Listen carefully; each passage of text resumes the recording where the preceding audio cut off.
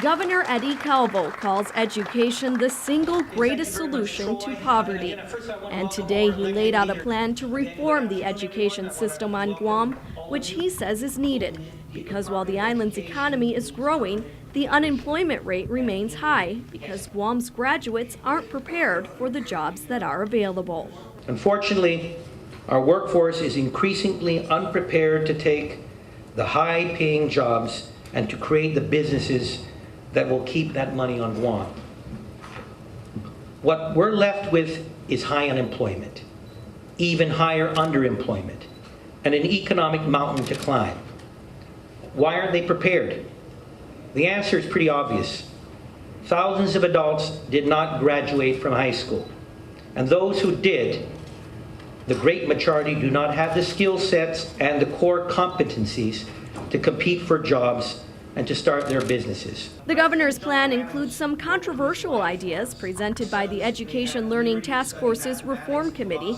Committee leader Troy Torres today recommended a plan to reorganize the leadership at DOE, and he says incoming Superintendent John Fernandez is on board with that idea, which would put Fernandez as the chief instructional leader, overseeing other leadership roles in the department, including a chief operating officer and a chief academic leader. The superintendent needs his time free from operational matters so that he can concentrate on academic achievement. Torres says the reorganization plan also includes 4 regional superintendents to oversee the island's 40 public school principals. Those 4 regional associate superintendents will have instructional leadership over the principals. The Governor's Reform Committee also recommends that all students be given learning devices such as iPads or laptops.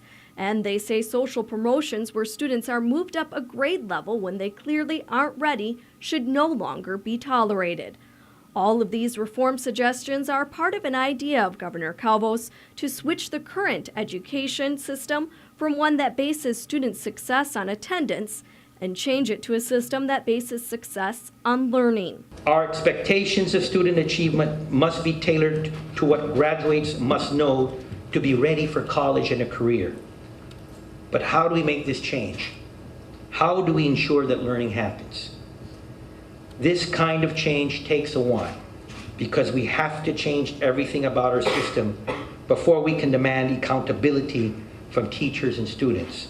The governor says Fernandez is the perfect leader to implement these reforms with. I'm pleased with the Board of Education for selecting a permanent superintendent who understands and is committed to instructional leadership over operational management.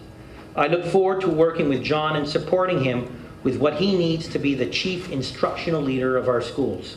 The governor also signed the superintendent's contract for incoming superintendent at DOE, John Fernandez, at today's address. Betsy Brown, PNC News.